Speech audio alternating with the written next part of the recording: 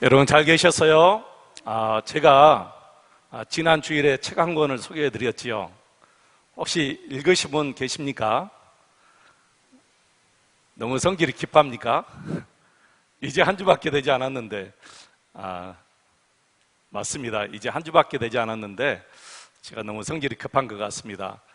다음 주, 그 다음 주, 그 다음 주 8월 셋째 주에 제가 다시 한번 물어보겠습니다. 그때는 한 달이 되니까 한 달 안에 여러분께서 철로 역정을 반드시 한번 사서 읽어보시기 바랍니다. 이미 사서 읽으신 분들도 다시 한번 철로 역정을 꼭 읽으시기 바랍니다. 그리고 분명히 말씀드립니다. 아이들에게, 이제 커가는 아이들에게 만화로 보는 철로 역정이 있어요. 반드시 우리 아이들에게 그 책을 사서 여러분 보게 하시기 바랍니다. 여러분 순종을 잘 하셔야 돼요. 순종을 잘하는 분들이 하나님께 복을 받고 우리가 인생살이나 신앙에 있어서도 순종을 잘하는 분들이 여러분 성공할 수가 있어요. 여러분 꼭 순종하시기 바랍니다. 앤드루 머리라는 목사님은 이런 말씀하셨어요. 누구나 예수를 믿는 순간 순종의 학교에 입학한 것이다. 우리 모두는 순종의 학교에 입학한 줄로 믿습니다. 그래서 어떤 말씀이든지 여러분 순종을 잘 하셔야 돼요. 우리 옆에 분하고 인사합시다 그러면 조금 그래도 인사해야 돼요. 나는 석경상 좀 그런다 그래도 여러분 순종하시기 바랍니다. 우리 옆에 분하고 인사 한번 해보겠습니다. 한 주간 동안 예수님과 친밀히 동행하셨습니까? 인사 한번 해보십시오.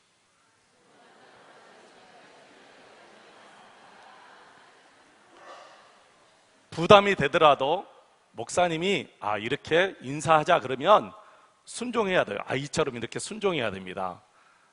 순종하는 우리 성도님들, 순종하는 우리 모든 아이들 되시기를 축원합니다. 이것이 믿음의 사람들의 천국의 순례길의 가장 중요한 덕목 중에 하나예요. 반드시 순종이 있어야만이 마지막 천국을 향해서 우리가 갈 때 이 순례의 길을 마지막까지 우리가 잘 갈 수가 있습니다.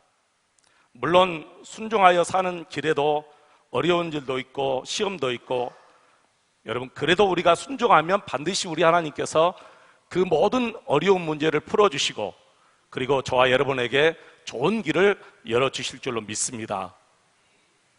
갈대아 우르에서 하나님의 부르심에 순종하여 나갔던 아브라함은 마침내 가나안 땅에 들어갔더라, 그렇게 말씀했지요.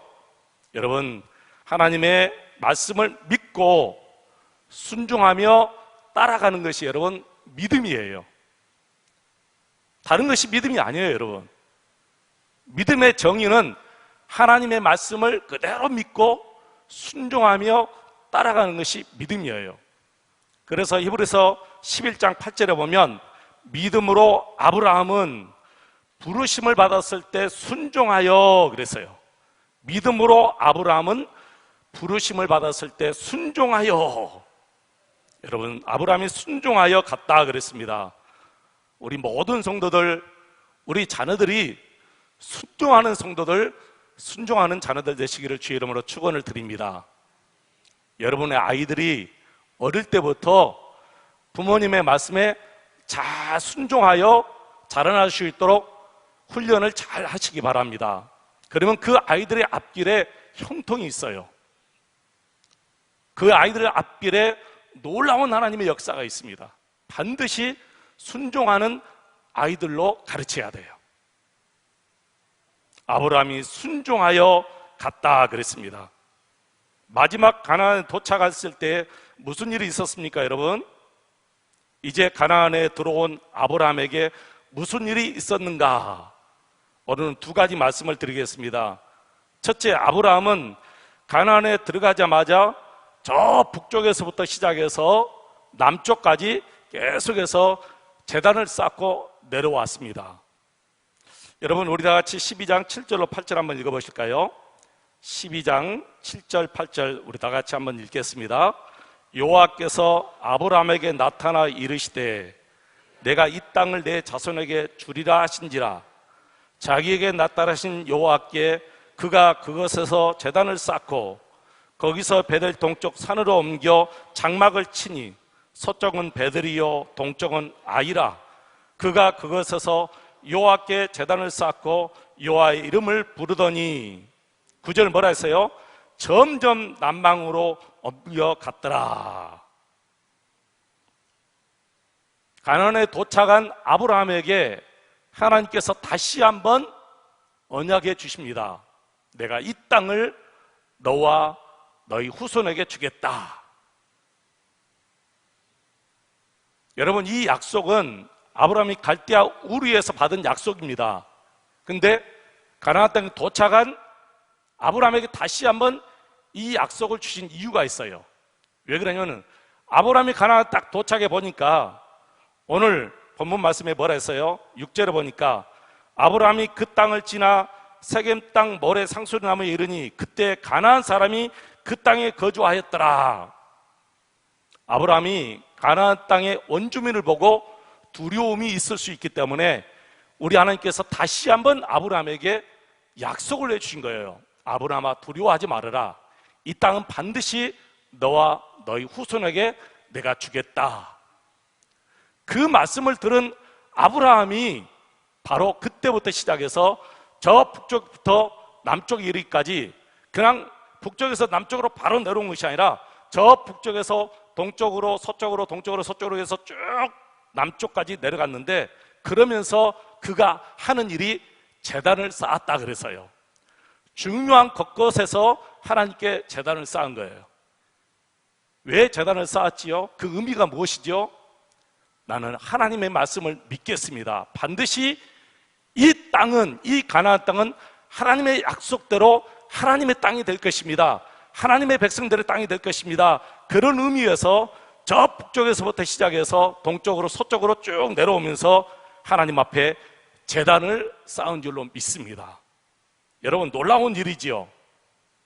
여러분, 믿음은 이렇게 하나님의 말씀을 실제로 내 앞에 하나님께서 이루어 주셨다라고 믿는 것이 믿음이에요. 히브리서 11장 1절에 뭐라 했어요? 믿음은 바라는 것들의 실상이요 보지 못하는 것들의 증거니 그랬어요. 하나님의 말씀을 그대로 믿고 반드시 하나님의 말씀 그대로 내 앞에 실제로 이루어진 것처럼 보고 사는 거예요. 여러분, 이것이 믿음인 줄로 믿습니다. 그래서 결국에는 보지 못하는 것들의 증거다. 나중에는 지금은 내가 보이지 않는 것들이지만은 그것이 실제로 내 앞에 증거로 나타난다는 거예요. 여러분, 이것이 믿음인 줄로 믿습니다. 지금은 눈에 보이지 않고 내 손에 잡히지 않는다 할지라도 하나님의 약속이기 때문에 실제로 그것이 믿고 내 눈으로, 영적인 눈으로 보고 사는 거예요. 이 믿음이 결국에는 나로 순종하게 해주시는 거예요. 여러분, 아무나 하나님의 말씀에 순종하는 것이 아니에요. 말씀이 믿어져야 순종이 되는 거예요. 하나님의 말씀이 믿어지지 않으면 절대 여러분 순종이 안 돼요. 여러분, 말라기 3장 10절 그 유명한 말씀 아시지요? 너희가 온전한 11조를 드려보라는 거예요. 온전한 11조를 드려봐라. 그러면 내가 너와 너의 집, 내 창고에 가득히 차고 넘치게 해주겠다. 여러분, 이 말씀이 딱 믿어지잖아요. 그러면 온전한 11조를 그대로 드릴 수가 있는데, 이 말씀이 믿어지지 않으면 온전한 11조를 드릴 수가 없는 거예요. 여러분, 이 말씀이 믿어지면 드려지고 믿어지지 않으면 드릴 수가 없는 거예요. 여러분, 이 말씀만 그렇습니까? 아닙니다. 모든 말씀이 다 그렇습니다. 하나님의 말씀이 내 마음속에 그대로 믿어지면 그 말씀에 순종해 가요. 원수까지 용서하고 사랑해라. 이 말씀이 믿어지면, 정말 하나님의 말씀으로 믿어지면 내가 모든 사람들을 가슴에 품고 원수까지 사랑해 갈 수가 있어요. 그들을 위해서 기도할 수가 있어요. 그래서 하나님의 말씀이 내가 믿어지면 불가능한 속에서도 내가 그 말씀에 순종해 가는 거예요. 여러분 한번 생각해 보세요. 하나님께서 아브라함에게 말씀하십니다. 내가 이 땅을 너와 너희 후손에게 주겠다. 후손은 고사하고 지금 아브라함은 딸도 없고 아들도 한 명도 없어요. 자식이 아무도 없어요. 근데 그 말씀을 아브라함이 믿습니다. 놀라운 역사지요. 큰 민족을 이루게 해주겠다. 큰 민족이 아니고 작은 민족도 아니고 그것은 고사하고라도 차라리 나에게 아들 한 명이라도 있으면 좋겠다. 그런 심정으로 살아가는 아브라함이에요. 아들 한 명만 있어도 나는 여한이 없겠다. 내가 아들 한 명 보고 죽으면 좋겠다. 그런 심정으로 살아가는 아브라함에게 하나님은 내가 너와 너희 후손에게 큰 민족을 이루게 해주겠고 이 땅을 너에게 주겠다. 그렇게 말씀했는데 그 말씀을 믿으니까 아브라함이 저 북쪽에서부터 시작해서 남쪽까지 왔다 갔다 하면서 중요한 것에 제단을 쌓은 줄로 믿습니다. 여러분, 하나님의 말씀이 믿어지면 순종하게 됩니다. 믿어지지 않으면 불순종할 수밖에 없습니다. 하나님의 말씀이 아직도 믿어지지 않으면 믿어지게 해달라고 기도하시기를 바랍니다. 왜 그렇습니까? 믿음도 하나님이 주시는 거지 내가 믿고 싶다고 믿어지는 게 아니에요. 하나님, 내가 이 말씀이 믿어지지 않습니다. 이 말씀이 믿어질 수 있도록 도와주세요. 그러면 우리 하나님께서 말씀이 믿어질 수 있도록 하나님께서 은혜와 믿음을 여러분들에게 주실 줄로 믿습니다. 두 번째, 가나안 땅에 들어가서 첫 번째 만난 시련입니다. 여러분 10절 말씀을 같이 한번 읽어보겠습니다. 다시 한번 읽어보겠습니다. 10절입니다. 그 땅에 기근이 들었으므로 아브라함이 애굽에 거류하려고 그리로 내려갔으니 이는 그 땅에 기근이 심하였음이라. 아멘. 애굽에 내려갔는데 아브라함이 무슨 생각으로 이런 생각을 가졌는지 자신의 아내 사라에게 이렇게 말합니다. 내가 보기에 당신은 너무 아름답습니다. 정말 곱습니다. 애굽 사람들이 당신이 나의 아내라고 하면 나를 죽이고 나에게서 당신을 빼앗아 갈 것입니다. 그러니 아내라 하지 말고 누이라고 합시다. 이렇게 아브라함이 자기 아내 사라에게 말합니다. 아니나 다를까 14절 이후에 보면 애굽 사람들이 사라의 미모에 반해버립니다. 너무 아름다운 거예요. 그리고 애굽 왕 신하들도 고관들도 사라의 외모를 보고 너무 반한 거예요. 그래서 그 사라를 왕에게 갖다 바칩니다. 왕은 아브라함에게 소와 양과 낙타와 여러 가지 많은 것을 살해하면서 아브라함에게 아내를 이제 동생인 줄, 누이인 줄 알고 왕은 데려갔죠. 근데 아브라함은 왕에게 그 모든 것을 또 받아요. 그리고 그날 밤 사례를 왕궁으로 데려가서 왕이 취하려고 하니까 하나님께서 그 순간에 개입하시지요. 무슨 말씀을 하셨는지 우리는 알 수 없지만 대강 우리는 짐작할 수가 있어요. 너 그 여인에게 손대지 말아라. 그 여인은 아브라함의 누이가 아니고 그의 아내다. 너 손대면 너는 죽을 것이다. 하나님께서 아마 이렇게 왕에게 개입을 하신 것 같습니다. 바로 그 순간 왕이 깜짝 놀래가지고 아브라함을 불러요. 왜 나에게 아내라고 말하지 않고 누이라고 속였느냐 그러면서 빨리 데려가라 하면서 아브라함에게 또 이런저런 많은 선물을 주어서 내보냅니다. 여러분, 첫 번째 시련을 이렇게 아브라함이 넘기게 됩니다. 저는 아브라함의 그 모습을 상상해 보았어요. 도대체 사라의 미모가 얼마나 예뻤는지 거기서부터 시작해서 아브라함이 얼마나 쫀쫀해 보입니까, 여러분? 죽음이 두려워서 자기 아내를 누이라 하여 소와 양을 받고 왕에게 자신의 아내를 순순히 갖다 바치는 그런 못난 이미지가 막 떠오른 거예요. 웃기기도 하고 정말 한심하기도 하고 그 순간의 두려움을 아브라함이 모면하는 모습이 참 따가기도 하고 이런저런 생각들이 한순간에 팍 지나갑니다. 여러분은 이 모든 아브라함의 행동을 어떻게 생각하십니까? 애굽으로 내려간 순간부터 한번 생각해 보시기 바랍니다. 가나안 땅은 하나님이 아브라함에게 주시겠다고 약속한 땅이에요. 그 땅에 심각한 수준의 기근이 들었습니다. 여러분은 어떻게 해야 됩니까? 하나님이 도와주실 것을 믿고 거기서 버텨야 합니까? 아니면 잠시 회복될 때까지 애굽에 내려가서 피해야 되겠습니까?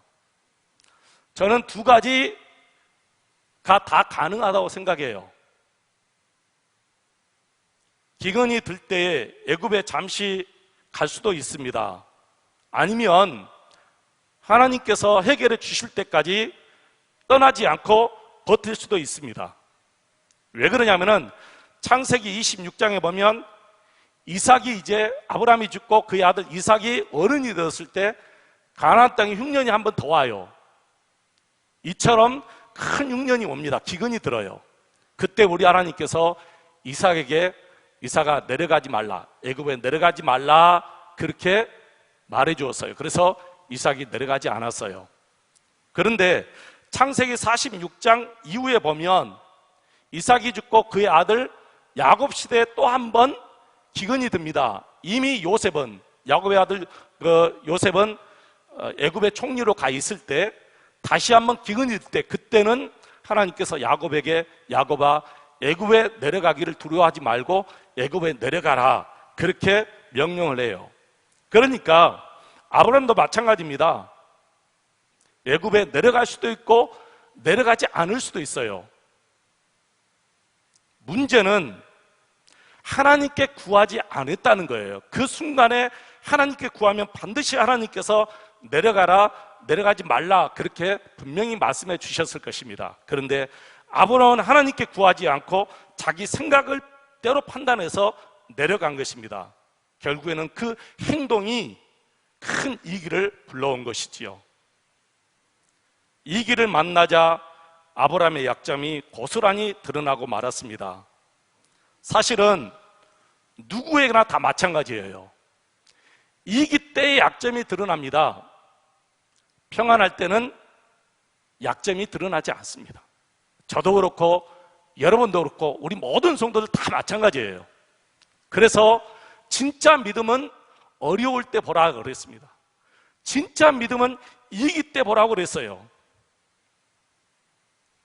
평소에 잘 나갈 때는 멋진 신사처럼 보인다 할지라도 이기를 닥치면 이렇게 우리의 약점이 다 고스란히 드러날 수가 있다는 거예요. 여러분, 이것이 아브라함의 문제가 아니고 저와 여러분의 문제입니다. 솔직히 그렇습니다. 누구나 다 이기가 닥쳐오면 문제가 달라집니다. 그렇게 멋진 믿음의 모습은 어디 가고 정말 누가 보아도 찌질한 남자로 아브라함이 전락해 버렸습니다. 저도 마찬가지입니다. 늘 평안하고 이럴 때는 저도 멋진 남자처럼 보이지만 집에서는 힘들고 어려울 때 아내에게 혈기도 부리고 큰 소리도 치고 그럽니다. 이것이 저의 약점입니다. 자, 그렇다면 여러분, 아내인 사라 입장에서는 어떠했겠습니까? 한번 생각해 보시기 바랍니다. 아내 입장에서 한번 생각해 보시기 바랍니다. 성경에 보니까 이 일로 인해서 사라는 아무런 말도 하지 않았습니다. 그래서 사라의 마음을 우리가 어떻게 알 수가 없어요. 근데 짐작은 할 수 있습니다. 사라는 아무 말하지 않고 남편이 하자는 그대로 따랐습니다. 그리고 그 일로 인해서 남편을 부끄럽게 생각하지도 않았습니다. 그래도 끝까지 남편 아브라함을 높이고 존경해 주었습니다. 이것은 제가 성경을 통해서 얻은 결론입니다. 베드로 전서 3장 6절에 보니까 이런 말이 있어요. 사라가 아브라함을 주라 칭하여 순종한 것 같이, 사라가 아브라함을 주라 칭하고 순종한 것 같이.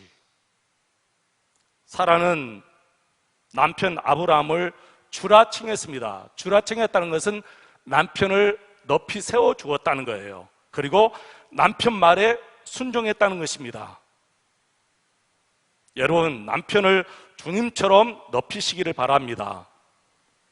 이것은 성경의 원리예요. 남편이 여러분보다 조금 부족해도 주님처럼 섬기시기를 바랍니다. 저는 예전에 어떤 목사님이 이런 설교를 하는 것을 들었습니다. 아내는 집에서 약한 사람처럼 행동해라. 그래야 남편에게 대접을 받는다. 그런 설교를 들었어요. 아내는 집안에서 약한 사람처럼 행동해라. 그래야 남편에게 대접을 받는다 하면서 이런 말을 했습니다. 절대로 집에서는 무거운 짐을 나르지 말아라. 남편에게 시키라는 거예요. 절대로 집에서는 아내는 무거운 짐을 나르지 말라. 두 번째, 못도 박지 말라. 의자에 올라가지도 말라. 무조건 약한처럼 해라. 남편이 큰 소리 치면 무조건 울어버려라.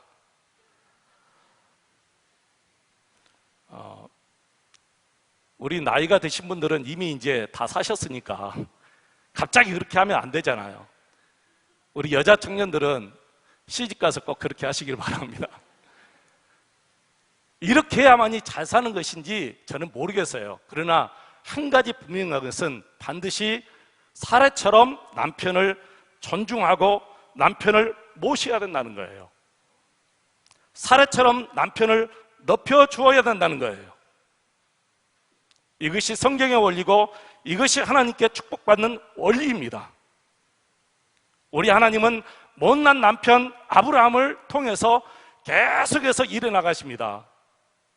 아내 되신 분들은 남편을 믿고 끝까지 남편을 위해서 기도하면서 기다려주면 반드시 남편들은 충실한 하나님의 종으로 돌아올 줄로 믿습니다. 하나님은 당신의 언약에 충실하십니다. 하나님께서 당신의 언약을 이루시기 위해서 아내의 사례를 다시 아브라함 품에 갖다 주었습니다. 이 엄청난 상황에서 아브라함은 하나님을 더 신뢰하게 되었고 믿음의 여유와 삶의 여유를 얻게 되었습니다. 그리고 무엇보다도 내가 믿음으로 살지 아니하면, 내가 믿음으로 살지 아니하고 꼼수를 부리고 살면 더 큰 이기가 나에게 찾아온다라는 것을 아브라함이 알게 된 것이지요. 이 모든 것을 우리가 어디에서 볼 수 있어요? 바로 창세기 13장에서 일어난 일을 통해서 우리가 알 수가 있습니다. 이제 우리 하나님은 아브라함을 축복해 주면서 그 아브라함의 조카 롯까지 축복해 주었습니다.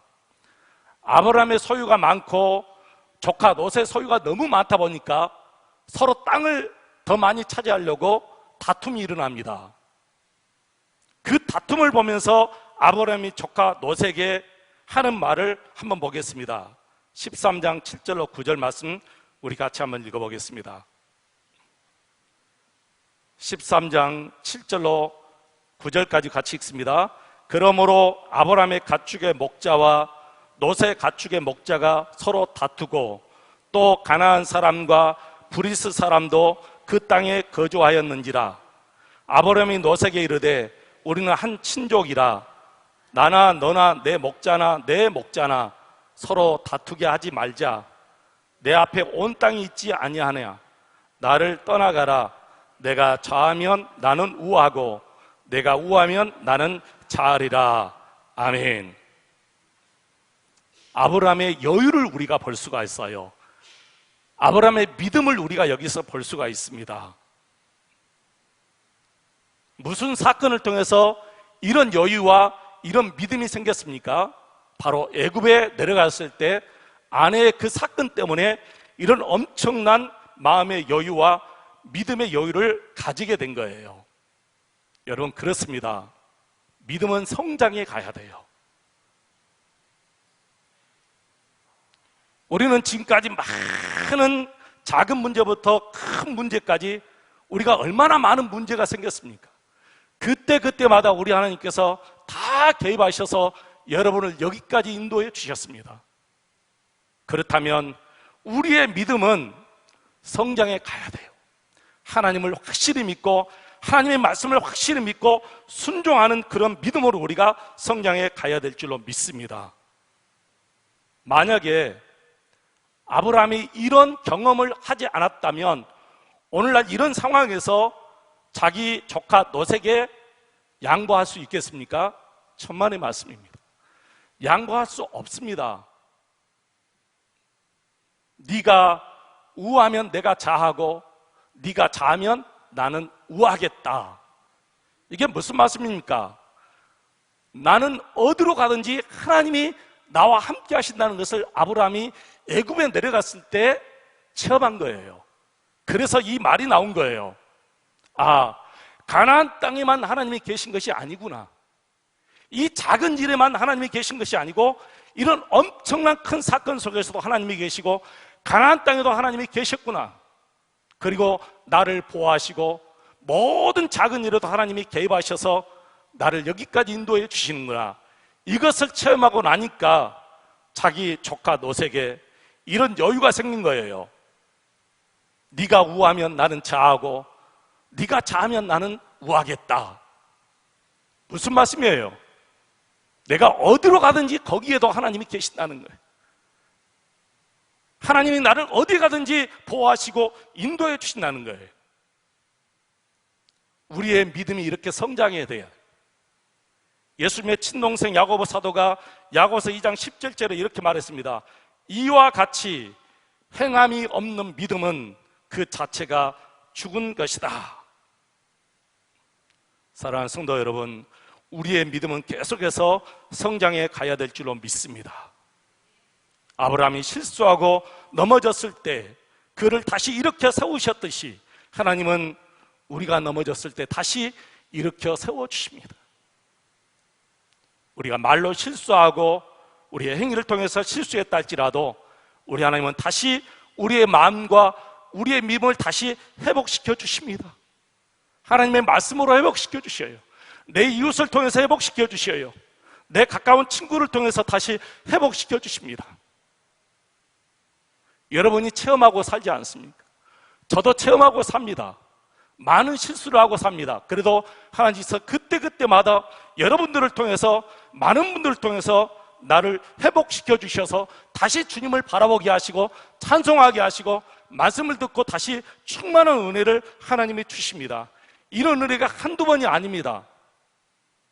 순간순간 엄청난 하나님의 은혜가 나에게 임합니다. 여러분에게도 이런 은혜가 임할 줄로 믿습니다. 여러분, 그 은혜를 거절하지 마시기 바랍니다. 말씀을 통해 주시는 은혜, 친구를 통해서 주시는 은혜, 아내를 통해서 주시는 은혜, 심지어는 자식을 통해서 주시는 은혜가 참 많습니다. 그때그때마다 주님 말씀에 순종하겠습니다. 하나님이 주시는 은혜입니다. 나를 회복시키기 위해서 하나님이 주시는 은혜입니다. 그 은혜를 우리가 받고 감사하면서 우리가 또다시 일어나야 돼요. 찬송가 430장 2절 3절 가사에 이런 노래가 있지요. 어린아이 같은 우리 미련하고 약하나 주의 손에 이끌려 생명길로 가겠네. 한 걸음 한 걸음 주 예수와 함께 날마다 우리는 걷겠네.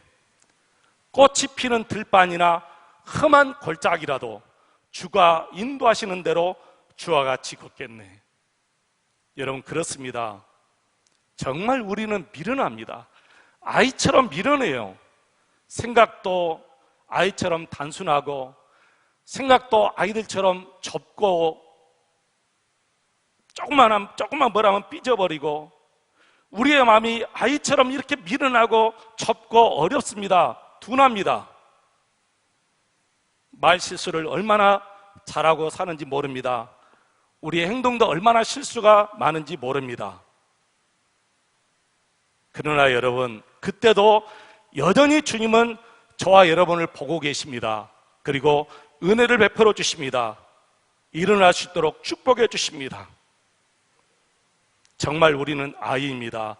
미련한 아이입니다. 그러나 우리 주님께서 같이 함께 하십니다. 왜 그럴까요? 우리의 믿음의 이 순례길은 내가 시작한 것이 아니고 우리 하나님께서 시작해 하신 것입니다. 내가 시작한 것이 아니에요. 여러분이 시작한 것이 아닙니다.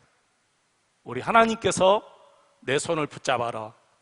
그리고 우리 예수님이 우리의 손을 붙잡고 이 순례의 길을 출발할 수 있도록 하나님이 역사하신 거예요. 하나님이 출발케 하신 거예요. 그래서 그 여정 속에서 하나님이 아시고 마지막 하나님 나라에 갈 때까지 우리 하나님께서 저와 여러분을 붙잡아 주시고 인도하여 주실 줄로 믿습니다. 그래서 주님만 바라보시기 바랍니다. 힘들고 어려울 때 주님만 붙잡고 우리 예수님 사랑합니다. 우리 예수님 의지합니다. 우리 예수님 바라봅니다. 이렇게 늘 고백하고 살아가시기를 주 이름으로 축원을 드립니다. 기도하겠습니다. 하나님 아버지 감사합니다. 아브라함의 그 순례길은 우리 모두가 천국을 향해서 가는 천국의 순례길입니다. 우리 모든 성도들 순종하기를 원합니다. 어떤 말씀이든지 하나하나 정말 순종할 수 있도록 하나님 축복해 주옵소서. 우리 집에 아이들 어릴 때부터 순종하는 아이들로 저희들이 잘 지도하고 키울 수 있도록 도와주시고 우리 모든 성도님들의 가정에 우리 모든 성도들과 아이들이 정말 모든 하나님의 말씀에 순종할 수 있도록 하나님 축복하여 주옵소서. 우리 믿음의 순례의 길을 시작하신 분이 하나님이십니다. 이 모든 여정 속에 하나님이 한순간도 우리를 떠나지 않고 우리를 붙잡으시고 인도하여 주실 줄로 믿습니다. 실수해도 어려워도 넘어졌다 할지라도 더 다시 주님 바라보고 주님 손잡고 일어날 수 있도록 하나님 축복하여 주옵소서. 우리의 믿음이 날로 날로 성장해 갈 수 있도록 하나님 역사하여 주옵소서. 예수님의 이름으로 기도하옵나이다. 아멘.